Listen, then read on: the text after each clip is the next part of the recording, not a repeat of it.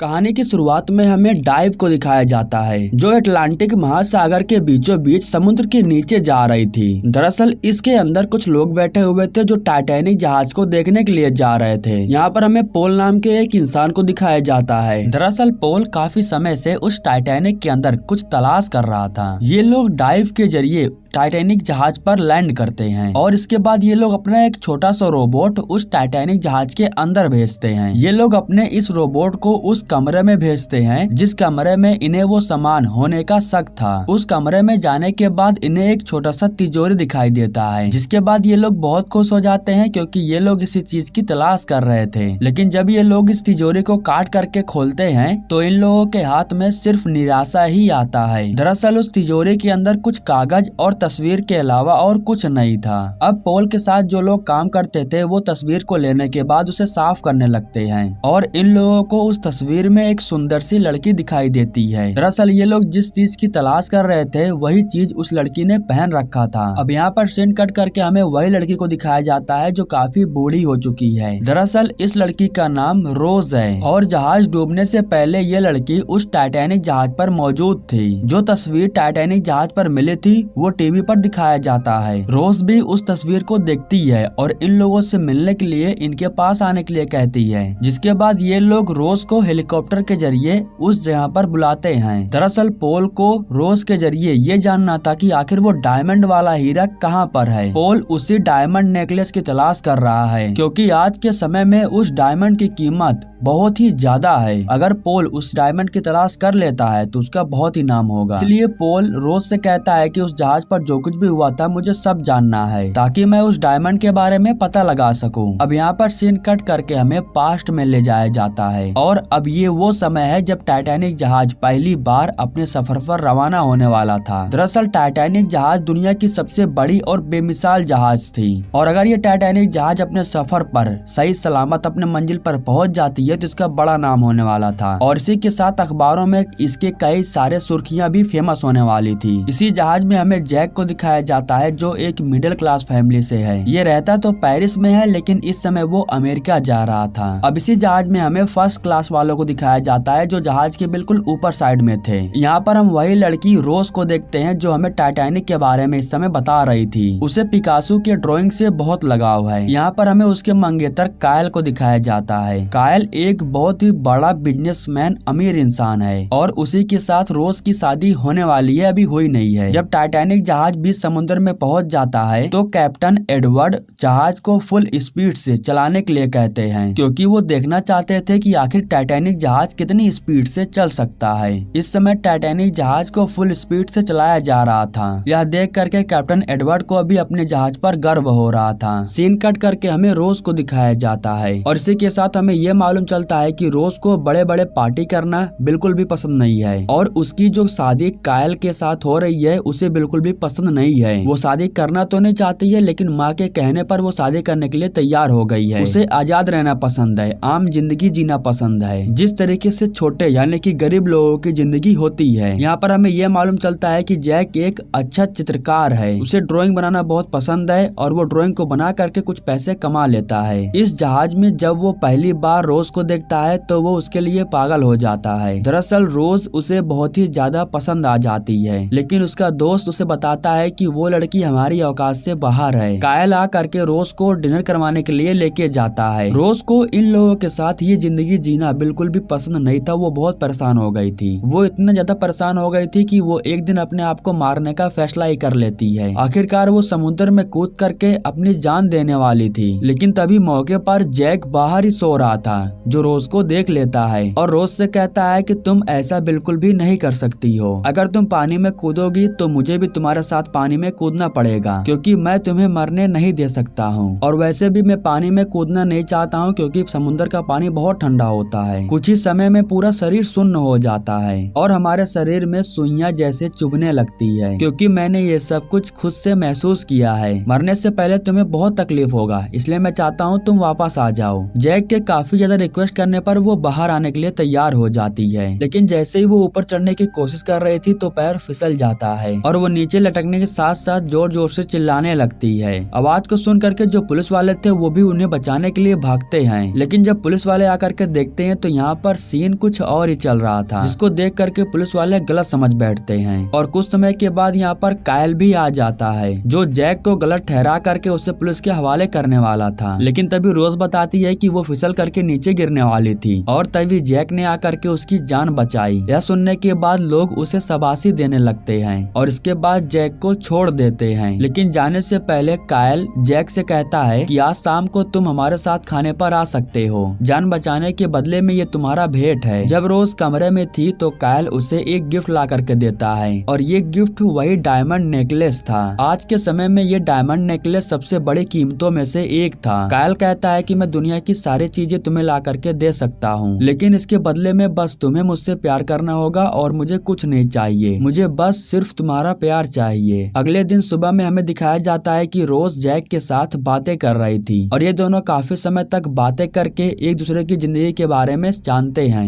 ये दोनों लोग अपनी लाइफ में क्या चाहते हैं एक दूसरे से शेयर करते हैं। यहाँ पर रोज को मालूम चलता है कि जैक एक बहुत ही अच्छा चित्रकार है, वो हर प्रकार के चित्रों को बनाने में माहिर है। अब रोज को भी चित्र बहुत पसंद था, इसलिए वो अपना बनवाना चाहती थी। खैर उस समय यहीं पर रोज की माँ आ जाती हैं और उसे एक अनजान लड़के यानी कि जैक के साथ में देख लेती हैं और उसकी माँ को जैक बिल्कुल भी पसंद नहीं आता है। जैक उसकी नजर में सिर्फ एक गरीब इंसान है। और उसी समय खाने का अनाउंस हो जाता है और सभी लोग खाना खाने के लिए जाने लगते हैं। यहाँ पर एक मौली नाम की लड़की थी जो जैक को देखने के बाद समझ जाती है कि वो रोज को पसंद करता है, इसलिए उसे डिनर पर ले जाने से पहले उसे अच्छे से तैयार करती है ताकि वो भी थोड़ा अच्छा दिखे और रोज भी उसे पसंद करे। खैर अब तैयार हो जाने के बाद वो रोज और उसकी फैमिली के साथ डिनर करने के लिए जाता है और खाते वक्त जैक अपनी बातों से सबका दिल जीत लेता है। जैक की बातों को सुन करके सभी लोग बहुत खुश हो जाते हैं, लेकिन कायल और रोज की माँ को अभी भी जैक बिल्कुल भी पसंद नहीं था। कुछ समय के बाद जब सभी लोग खाना खा लेते हैं तो औरतों को छोड़ करके चले जाते हैं, लेकिन जैक जाने से पहले वो रोज को एक लेटर देता है। दरअसल वो रोज से मिल करके अपनी छोटी सी पार्टी में ले जाना चाहता था और रोज भी उसके साथ उसके पार्टी में जाने के लिए तैयार हो जाती है। दरअसल ये जो पार्टी थी ये छोटे लोग यानी कि गरीब लोगों की पार्टी थी जो नीचे हो रही थी। ये टाइटैनिक जहाज का निचले वाला हिस्सा था जहाँ पर मिडिल क्लास फैमिली वाले लोग रह रहे थे, लेकिन यहाँ पर आने के बाद ही रोज पूरा एंजॉय करती है। लेकिन कुछ समय तक जब रोज का पता नहीं चलता है तो कायल अपने नौकर को उसे ढूंढने के लिए भेज देता है और नीचे आने के बाद उसका नौकर रोज को जैक के साथ में देख लेता है। अगले दिन सुबह में ये बात कायल को मालूम चल चुका था। वो रोज से कहता है कि तुम मेरी मंगेतर बनने वाली हो, तुम मेरा मजाक नहीं उड़ा सकती हो। यह कहते हुए कायल बहुत ही ज्यादा गुस्सा हो गया था। वो कहता है कि तुम एक गरीब और अनजान इंसान से नहीं मिल सकती हो, अगर तुम मुझसे दोबारा मिलने के लिए गई तो अंजाम बहुत ही बुरा होगा। कुछ समय के बाद उसकी माँ भी रोज से यही कहती है कि हम कर्ज में डूबे हुए हैं और हमें अगर कर्ज से बाहर निकलना है तो सिर्फ तुम्हें कायल से ही शादी करनी होगी। आगे की जिंदगी अगर ऐसो आराम से जीना चाहती हो तो किसी और के बारे में मत सोचना। इन सब को लेकर के रोज काफी ज्यादा अपसेट हो जाती है और आखिरी में वो यही फैसला करती है कि वो अब जा करके जैक से नहीं मिलेगी। और जब जैक भी रोज से मिलने के लिए आता है तो उसे भी मिलने से मना कर दिया जाता है। इधर कैप्टन एडवर्ड से एक इंसान कहता है कि हमें खबर आया है कि सामने की तरफ एक बहुत ही बड़ा बर्फ है, हमें स्पीड को कम करके अपनी दिशा को चेंज करना होगा। अब जैक जा करके रोज से मिलना चाहता था, इसलिए वो एक अमीर इंसान के हैट और कोट को चुरा लेता है और जब वो रोज को देखता है तो वो उसे लेकर के एक कमरे के अंदर जाता है। हालांकि रोज उससे बात नहीं करना चाहती थी, लेकिन इसके बाद जैक उसे समझाता है और कहता है जिस जिंदगी को तुम जीना नहीं चाहती हो उसे छोड़ दो, वरना तुम एक बार नहीं बल्कि बार बार अपने आप को मारने की कोशिश करोगी। अभी भी तुम्हारे पास समय है, तुम सोच समझ के सही फैसला ले सकती हो। मुझे पूरी तरीके से पता है कि तुम उन लोगों के साथ में खुश नहीं हो, लेकिन रोज कहती है कि मैं उनके साथ खुश हूँ और यह कहने के बाद वो यहाँ से चली जाती है। लेकिन यहाँ से जाने के बाद वो जैक के कही हुई बातों को बार बार सोचती है, जिससे उसे इस बात का एहसास हो जाता है कि जैक बिल्कुल सही कह रहा था। कुछ समय के बाद वो दोबारा जैक से मिलने के लिए जाती है और जैक से कहती है कि तुम बिल्कुल सही कह रहे थे, इसलिए मैंने अपने इरादे को चेंज कर दिया है। इसके बाद जैक उसकी आंखों को बंद करवा करके उसे जहाज के बिल्कुल सामने लेकर के जाता है और इस तरीके से जब रोज अपनी आंखों को खोलती है तो उसे बहुत ही अच्छा महसूस हो रहा था। उसे ऐसा महसूस हो रहा था कि वो समुद्र के बीचों बीच उड़ रही है और ये मोमेंट उसकी जिंदगी का सबसे बेहतरीन में से एक था। और इसी जगह पर रोज पहली बार जैक को किस करती है और इसी के बाद से रोज को जैक से प्यार हो जाता है। वो जैक को लेकर के अपने साथ अपने कमरे में जाती है और उसे वो डायमंड नेकलेस दिखाती है जो रोज को भी बहुत पसंद था। वो जैक से कहती है कि तुम इसके साथ मेरी एक तस्वीर बनाओ, सिर्फ इस नेकलेस के साथ। इसके बाद रोज उस नेकलेस के साथ अपनी ड्राइंग बनवाने के लिए अपने पूरे कपड़ों को उतार देती है और सिर्फ उस नेकलेस को पहन करके उसके साथ अपनी ड्राइंग बनवाती है। लेकिन ठीक उसी समय कायल का जो नौकर था वो रोज को देखने के लिए उसके कमरे में आ जाता है, लेकिन वो उन दोनों को देख नहीं पाता है क्योंकि ये लोग पीछे के रास्ते से निकल गए थे। लेकिन कुछ समय के बाद वो इन दोनों को देख लेता है, जिसके बाद ये लोग लिफ्ट के जरिए बिल्कुल नीचे के साइड में चले जाते हैं और ये टाइटैनिक जहाज का वो हिस्सा था जहाँ पर सभी इंसानों के सामान को रखा गया था। ये लोग यहाँ पर रुक करके काफी समय तक एंजॉय करते हैं। इधर जब कायल अपने कमरे में आता है तो वो उस तस्वीर को देखता है जो रोज की थी और जैक ने बनाया था। उसी समय कायल के दिमाग में एक आइडिया आता है और वो जैक को फंसाने के लिए सोचता है। ठीक उसी समय जहाज के ऊपर दो लोगों को दिखाया जाता है। दरअसल ये दोनों जहाज के ठीक सामने एक बड़े से बर्फ के टुकड़े को देख करके बहुत ही ज्यादा डर जाते हैं और फौरन सभी कर्मचारियों को आदेश दे करके जहाज को मोड़ने के लिए कहते हैं। सभी लोग अपनी पूरी कोशिश करके सबसे पहले जहाज की स्पीड को कम करते हैं और कुछ लोग जहाज को पूरी तरीके से दिशा चेंज करने की कोशिश करते हैं। जहाज का दिशा तो चेंज हुआ लेकिन वो बर्फ के बहुत ही करीब जाके हुआ और इसी वजह से जहाज के निचले वाले हिस्से में बर्फ टकरा जाती है और बर्फ टकराने की वजह से जहाज का जो निचला वाला हिस्सा था वो टूट जाता है और निचले वाले हिस्से में सबसे पहले पानी भरना शुरू हो जाता है। जो लोग नीचे काम कर रहे थे वे सभी लोग फौरन ऊपर आने की कोशिश करते हैं। अब धीरे धीरे करके जहाज के अंदर पानी आना शुरू हो गया था। काफी समय बीत जाने के बाद जब जैक और रोज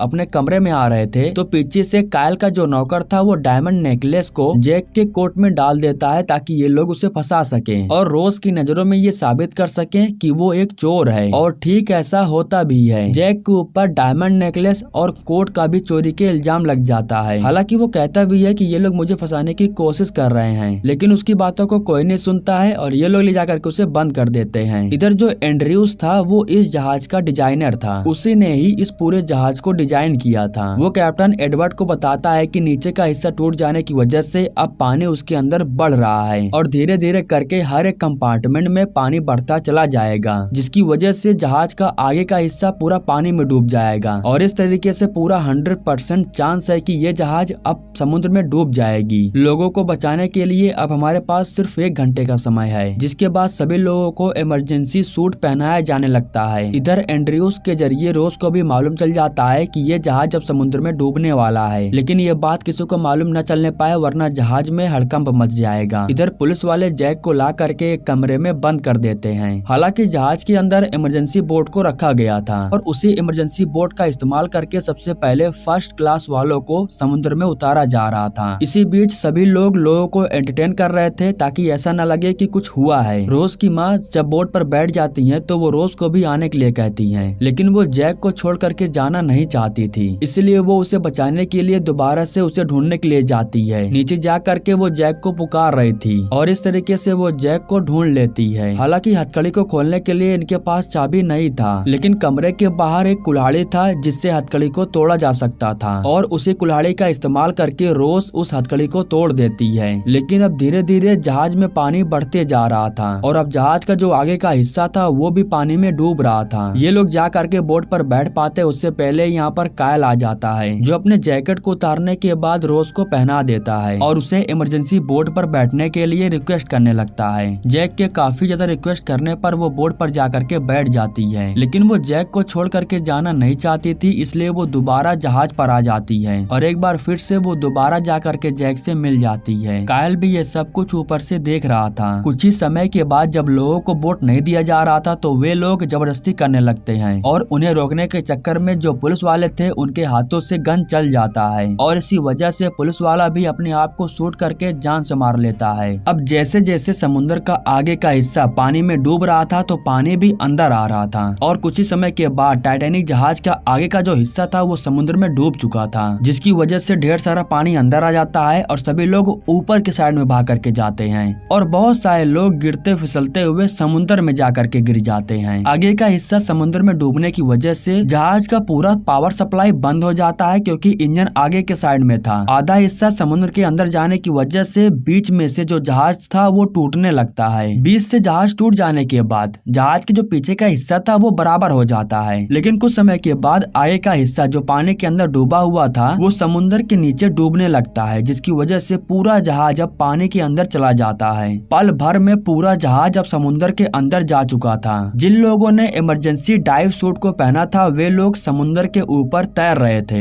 जैक और रोज भी बचे हुए थे जो समुद्र में तैर रहे थे। जैक रोज को लेकर के एक सामान के ऊपर ले जाकर के लिटा देता है क्योंकि वो सामान समुद्र में तैर रहा था, जिसकी वजह से रोज सही सलामत थी। लेकिन समुद्र का पानी इतना ज्यादा ठंडा था कि लोग उस तापमान को बर्दाश्त नहीं कर पाते हैं और काफी समय बीत जाने के बाद वो नाव यहाँ पर आती है जिस नाव से इन लोगों ने हेल्प मांगा था। जब नाव को लेकर के वे लोग आते हैं तो देखते हैं कि सभी लोग मर चुके थे, लेकिन रोज अभी भी जिंदा थी। वो जिंदा रहने के लिए एक गाने को गुनगुना रही थी। दरअसल वो अभी तक जिंदा इसलिए थी क्योंकि वो सामान के ऊपर लेटी हुई थी और सभी लोग पानी में तैर रहे थे। इसी वजह से सभी लोगों की मौत हो जाती है और जैक की भी मौत हो चुकी थी। मरने से पहले जैक ने रोज से कहा था कि तुम जिंदा रहना, तुम मत मरना। रोज फौरन सामान से नीचे उतर करके पानी में तैरने लगती है और एक पुलिस वाले के पास जा करके उसकी सीटी को लेकर के वो बजाने लगती है, जिसकी वजह से वे लोग रोज को बचा लेते हैं और अब ये लोग सभी लोगों को लेकर के एक बड़े से जहाज के ऊपर आते हैं। दरअसल इस जहाज के ऊपर जितने भी लोग थे सिर्फ वही लोग ही बचे थे। कायल रोज को ढूंढने के लिए आया था लेकिन वो उसके सामने नहीं जाती है। रोज अभी भी जैक को याद करके बहुत मिस कर रही थी। इसी के बाद से अब कहानी आकर के प्रेजेंट में शिफ्ट होती है, लेकिन पॉल इस बात को लेकर के ज्यादा उदास था कि उसे डायमंड नेकलेस के बारे में कुछ भी नहीं पता चलता है। इसके बाद हम रोज को देखते हैं जो समुद्र के किनारे आती है और यहाँ पर हमें मालूम चलता है कि वो डायमंड नेकलेस अभी भी उसने अपने पास रखा था। दरअसल जिस जैकेट को कायल ने रोज को पहनाया था उसी जैकेट के अंदर कायल ने अपने डायमंड नेकलेस को रख दिया था, जिसकी वजह से अब वो डायमंड नेकलेस हमेशा हमेशा के लिए रोज के पास ही रह जाता है। लेकिन अब वो उस डायमंड नेकलेस को समुद्र में फेंक देती है और इसी के साथ ये कहानी यहीं पर समाप्त हो जाती है। दोस्तों हमारे YouTube चैनल को सब्सक्राइब करने के लिए आप लोगों का दिल से शुक्रिया।